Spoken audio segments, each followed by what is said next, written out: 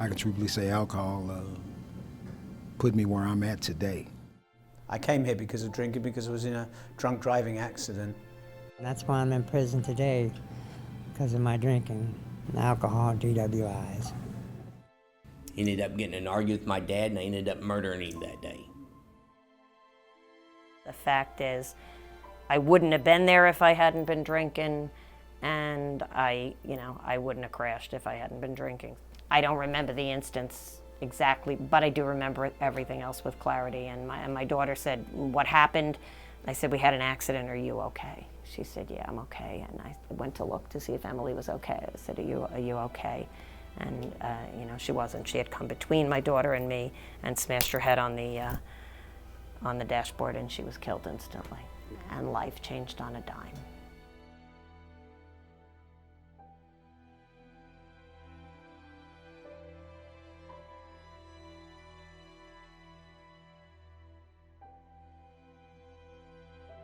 It was morning, we were going out to the beach, and I had a vodka and orange juice in a glass, and I poured it into a plastic tumbler walking out the door, and my girlfriend, who was about 10 years ahead of me in recovery, said to me, "You taking your orange juice to the beach?" And I said, "Yeah." And she started to laugh. She said, "You're a piece of work."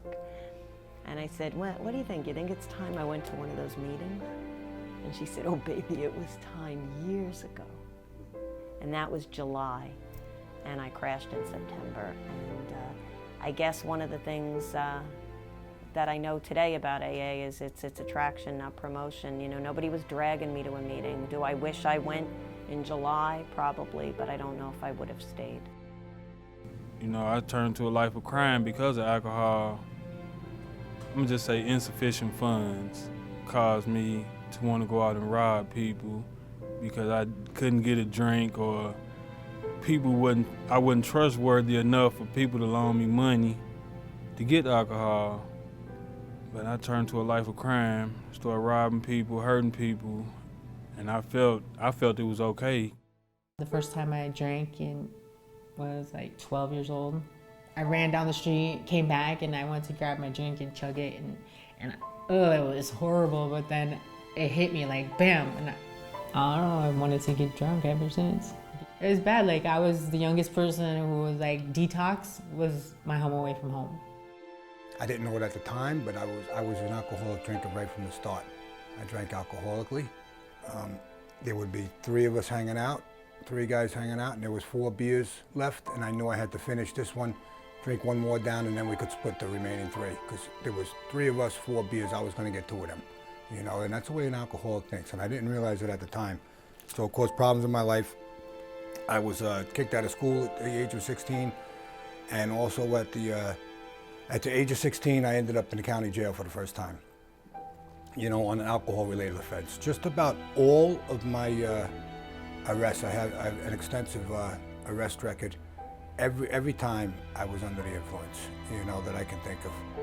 My obsession with alcohol, it makes me feel a different person, the person I don't want to be, my skin, just, I don't know how to explain it, but it's an obsession that makes me be another person that I don't like either. Mi alcoholismo empeoró al punto de que perdí mi hogar y perdí mi apartamento y tuve que vivir abajo de un puente y pues desde ahí he estado viniendo y saliendo de la cárcel. And I would always go in my father's pants pocket at night and give me some change. I would get somebody in the neighborhood that I knew that was a little older, well, much older than me. They would go to the liquor store. My drinking progressed when I got to be 15, and behind it, all that drinking, I was doing some of the same things my father was doing. I was fighting with women, we screaming and shouting, cursing each other out, and fighting, me and my brother fighting, we getting drunk in my mother's backyard fighting, barbecues, we fighting each other. And eventually some of my family members had told me, "You need some help. You can't remember you getting drunk, throwing bricks through people's windows. You don't remember what you done did the next day." But my drinking didn't stop there. I switched over at the age of 21, I switched over. I went to whiskey and left the wine alone. I said, well, maybe if I switched my drinking. And my drinking just progressed. I started drinking just anything you drink, I drink.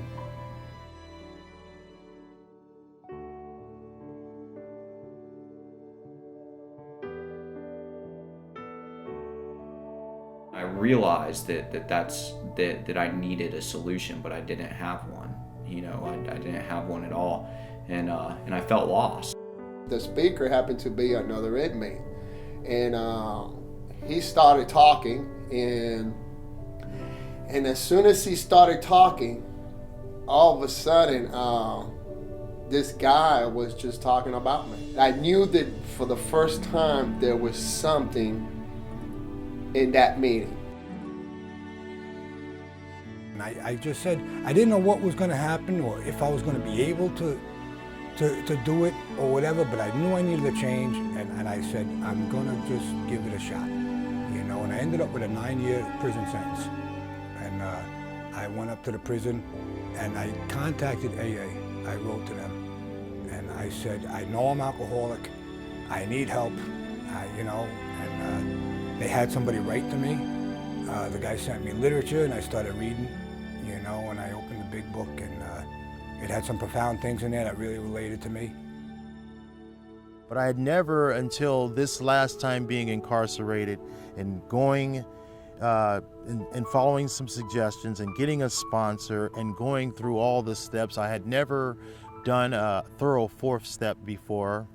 And even with that, it led to just a continuation of finishing them all, which was like, wow, what a load off. And it just really took away a lot of crap that I would dig up and have self-pity about and pointing the fingers at everyone else, and never really took responsibility or was accountable for the things that I had done to myself to cause this sickness.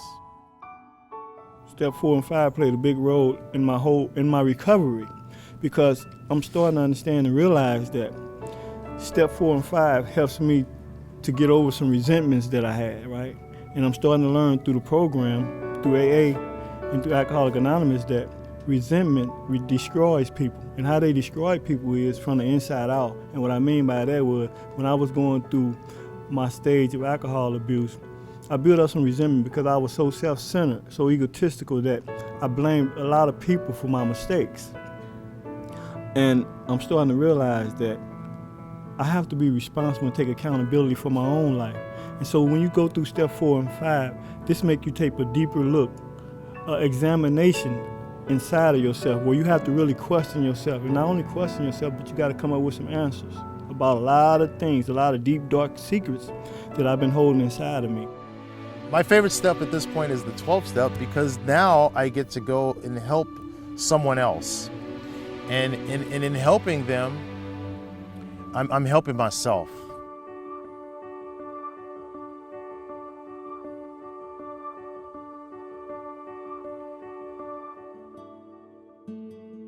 I say the Serenity Prayer in the morning. I say it at the end of the day. I read my reflections book in the morning. And I said, that gives me a way to just start the day. And then I take it from there. I don't know how tomorrow will be, but I do that every day. And he said, wow. He goes, and he asked me, and I showed him the reflections book. And the other day he told me he got it. So you can never know. It's all about suggestions. I'm finding that works for me as well. I'm never going to tell anyone what to do. What I like about the big book is that if you read it and you're a real alcoholic, you can't deny that what's in that book is true. You can't. I mean, I can't, and I'll be truthful with myself, you know. And rarely have we seen a person fail who has thoroughly followed our path. I like the daily reflection and the grapevine. I really associate with the stories in there that lets me know I'm not alone, because I was an alcoholic. I always drank alone, and that's why a lot of my anger and rage that I've had bottled up was always against those I usually loved, because they were always close to me. So whenever I read these stories of other people who were alone, it helps me realize that I wasn't alone. And even with my spiritual life growing and with God on my side, now I realize that I'm never alone. And to see that the stories and these people that have the same spiritual awakening that I do shows me that God's really working, not just in my life, but other people as well. That Monday night, this still amazes me. A man in AA invited me into his home 3 days after I'd been in prison for 21 years to have dinner with him and his family and 2 other guys from the AA program. This guy had a brand new baby, 6 months old, and I'm sitting here in the back of my mind thinking, why would anyone invite somebody like me into their home that they don't know and offer them dinner? And I realized that the AA program was showing me what real friends were. The correctional correspondent program, even though I'm eligible for meetings on occasions here, some people might not be able to in some of these institutions. And I'm only having a meeting, say, once a week.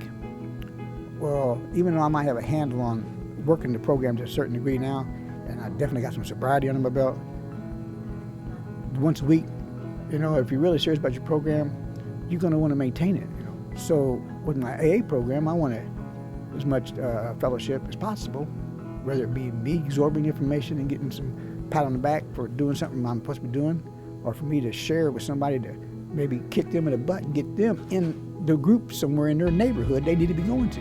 But it's fellowship, because that's how I look at it. Like I said, you got to give it away to keep it. So that's how you're doing it. Every time I help somebody, it just refreshes in my mind the things. As long as I utilize what I tell them. I mean, I can't be telling you something and not doing it myself. That just don't make any sense, but that happens a lot of times.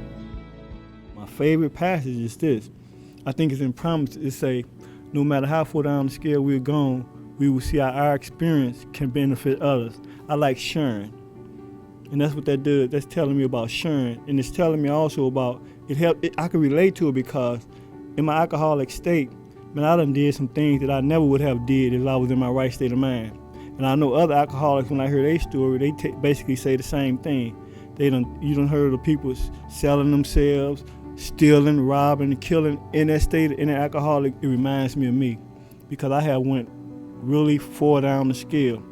But it brings me back up because it says no matter how far down the scale you're going, you will see how your experience can benefit others.